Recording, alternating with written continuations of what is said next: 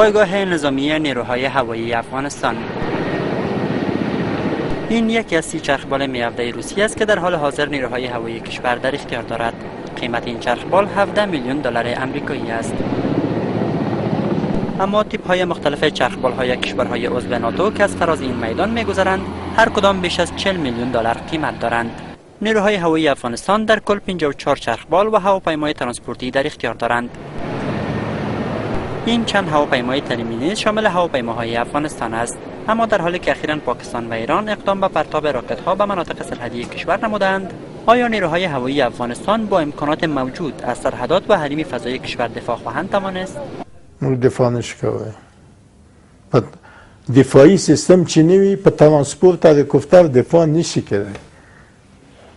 د خارجی د حملو د دفتر د طیاره د راکت فقط سیستم دفاعی دی. اوس د موږ طیاره د ترانسپورت هلیکوپتر د نگاه نه که سړی فکر کوي 10% دی. 10% یعنی 80% نه دی موږ احتمال کوي. 60% بوي. 80% موږ نه دی کوم. حتی شو نه بم کمی. ترانسپورت هلیکوپتر په جیټی کویز دغه خو نشته تو سیستم دفاعی خو هیڅ قطعی نشته. چرخبال‌های می 35 روسی تنها تیپی از چرخبال‌های نیروهای هوایی افغانند که قدرت حملات سبک و نسبتاً سنگین را دارند، هرچند قدرت شلیک آنها ضعیف خوانده می شود. حتما عوارض بتونست به عوارض طیاره نیست که نباشه به عوارض. از مجموعه 4000 نیروی هوایی کشور بیشتر آنها در بخش‌های تکنیک و مهندسی کار می‌کنند. معاینه تکنیکی چرخبال‌ها و هواپیماهای ترانسپورتی بخش عمده فعالیت آنها میباشد. اما نبود پرزه‌ها و پیچیدگی‌های تکنیکی این بخش قوای هوایی را نیز با چالش‌های روبرو ساخته است. زیادتر برای ما مشکلات این پرزه زیادتر میاد اکثر وقت. چرا با پرزه اندک ناچیز هلیکوپتر غیر فعال میماند و از پرواز باز میماند. اگر ما خود داشته باشیم دیپو در اختیار باشه هیچ کدام مشکلی نداریم.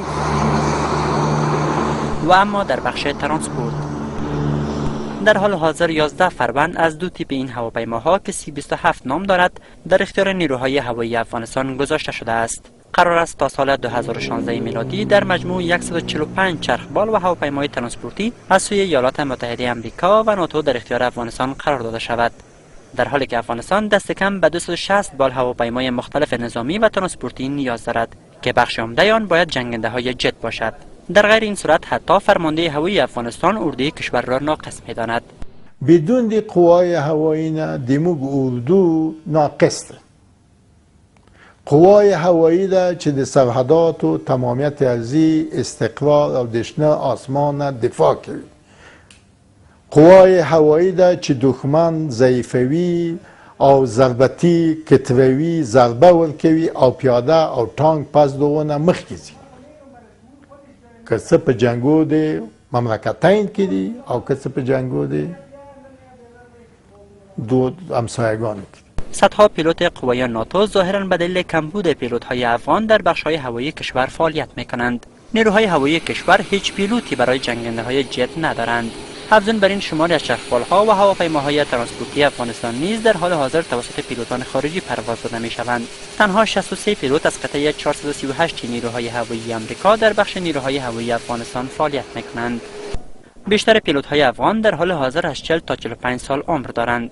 در سنی که بر اساس معیارهای پرواز دیگر نباید اجازه پرواز به آنها داده شود. این پیلوت افغان که سابقه 20 ساله در نیروی هوایی کشور دارد تا چند سال دیگر توان انجام پرواز خواهد داشت. امید به خدا که فعلا خو انرژی داریم، توکل به خدا. شماری از پیلوت‌های افغان جهت تعلیمات مسلکی به آمریکا فرستاده شدند، اما از میان آنها بیش از 8 تن فرار کرده و در آمریکا و کانادا پناهنده شدند. اکنون تنها 34 پیلوت افغان در آمریکا آموزش می‌بینند. فرار پیلوت‌های افغان از آمریکا سبب شده است تا برنامه فرستادن پیلوت‌های جوان افغان جهت آموزش به خارج از کشور تغییر کند. موږ بعضی بورسونه بعضی تعلیمات په امریکا کې کم کړی دي، اوس موږ امارات ته لیږو، په امارات کې تعلیم و تربیه کوو. قیمت این چرخبال‌های روسی که پیشینه آن در فضای افغانستان به چندین سال می‌رسد و مقایسه چرخبال‌هایی که نیروهای ناتو در افغانستان استفاده می‌کنند نیم برابر است. پیلوتان افغان با سیستم این چرخبال‌ها آشنایی بیشتر دارند. اکنون 80 پیلوت افغان در امارات متحده عربی و ده ها تن دیگر در میدان هوایی شیندنده ولایت هرات مشغول فراگیری تعلیمات هوایی اند، اما آنها باید همانند این دره‌های پرخم و پیچ راه دشواری را بپیمایند. زیرا حکومت افغانستان پوهنتون هوایی کشور را که در سال 1303 توسط غازی امان الله خان افتتاح شده بود، در سال 1383 به گونه غیرمنتظره منحل ساخت. هرچند انتظار می رود پس از 8 سال یک بار دیگر این پوهنتون تشکیل گردد. این هم قماندان پوهنتون هوایی افغانستان که پس از لغو این پوهنتون به کاروبار شخصی پرداخته است.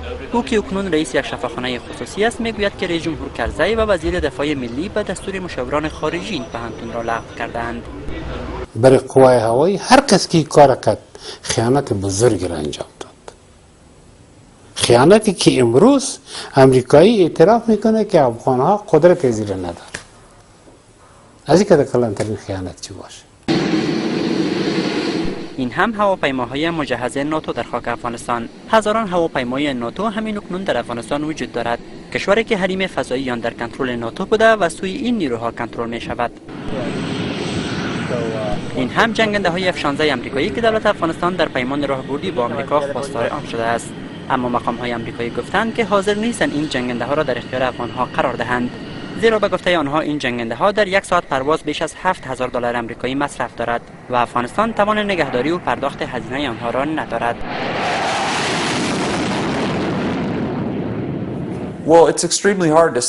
این خیلی مشکل است که برای فعلا نیروهای افغان مجهز به جنگنده های هوایی شوند، چون نیروهای هوایی افغان تازه کار هستند و تازه با هواپیماها آشنایی پیدا می کنند.